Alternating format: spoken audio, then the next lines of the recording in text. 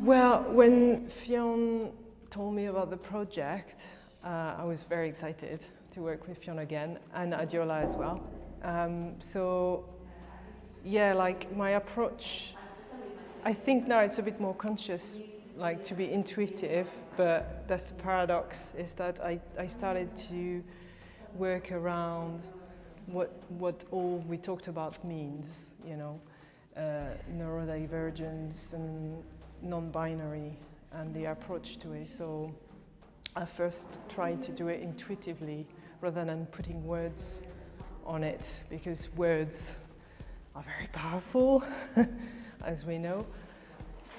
Yeah, I wanted to feel more what it means, you know, with everything we talked about. I suppose it's, when Fiona asked, you know, to participate in the project, I really obviously felt like I was connected to those words.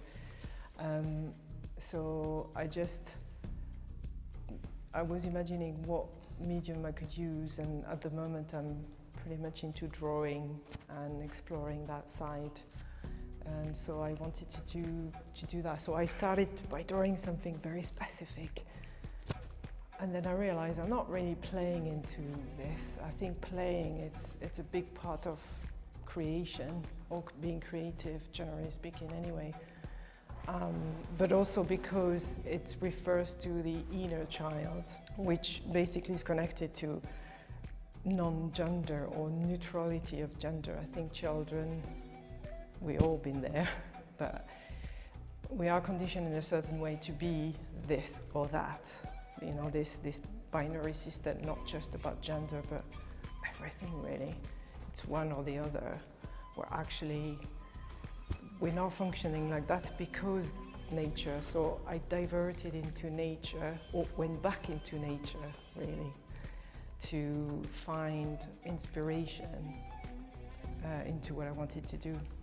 Because we haven't created anything as humans. We've got all these words, you know, new words, but really we're just going back, or we're going towards nature more, because everything is in nature.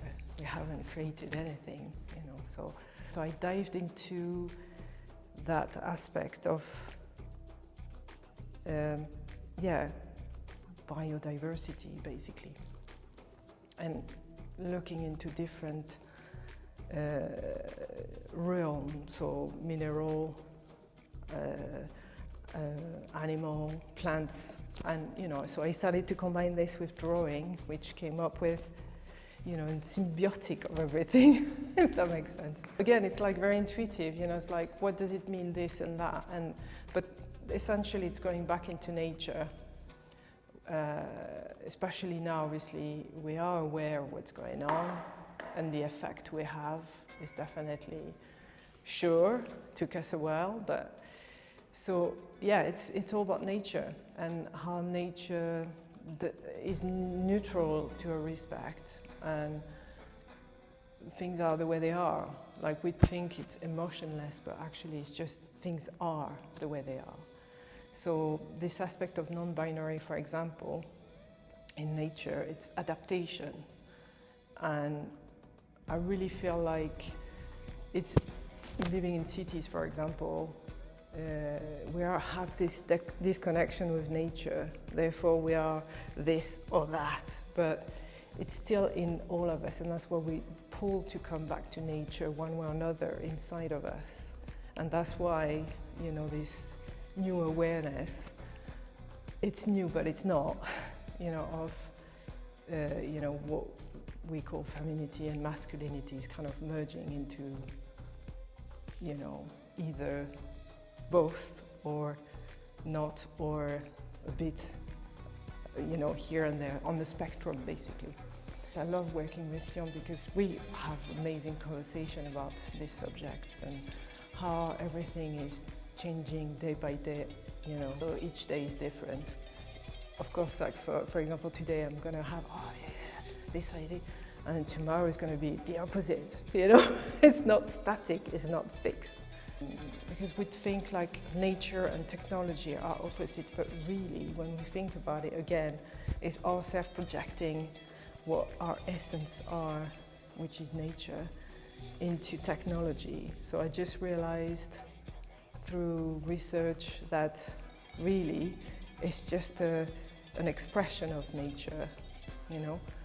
To give an example, for example, you know, networking, when we call networking and we see trees and mushrooms and how they communicate with each other, it's internet, really. It's the same principle. So, and also this aspect of technology is quite neutral in some respect. I mean, we can obviously make it feminine or masculine, or what we think femininity and masculinity is.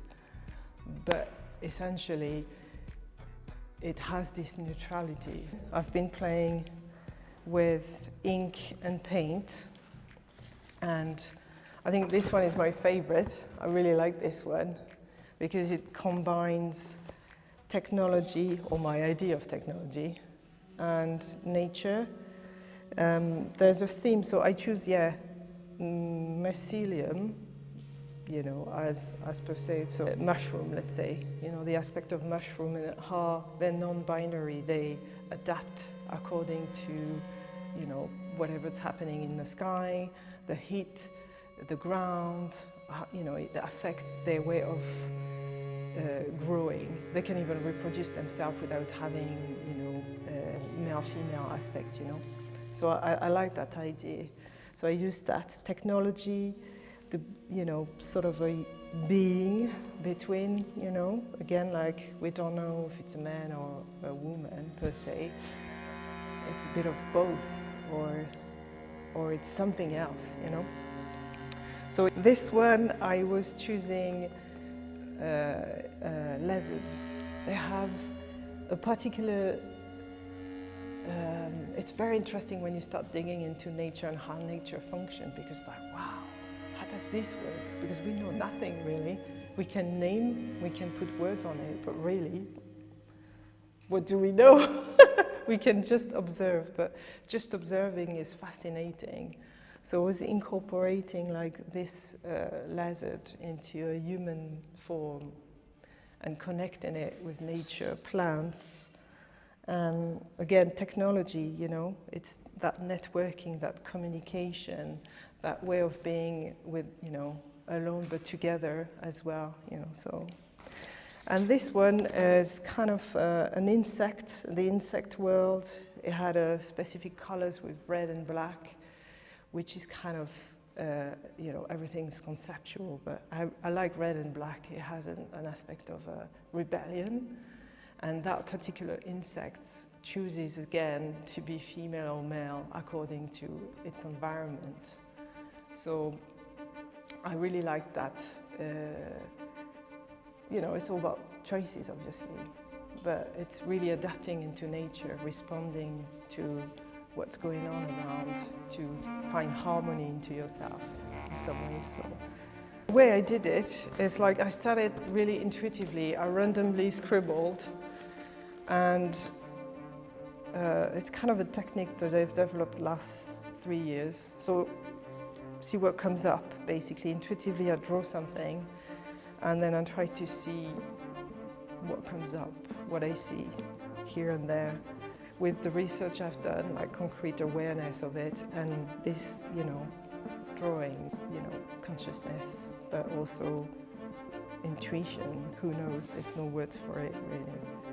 I guess the thought and the energy that I put into the pen or the brush, you know, I kind of follow it, if that makes sense. Time just, you know, disappears. Thank you very much. Because I'm trying to let go a lot, generally speaking, you know, just not to be so tense sometimes. So it's a good way to just, it's great to work with you, always. And Adjola too. And you too now. You're part of this, yeah.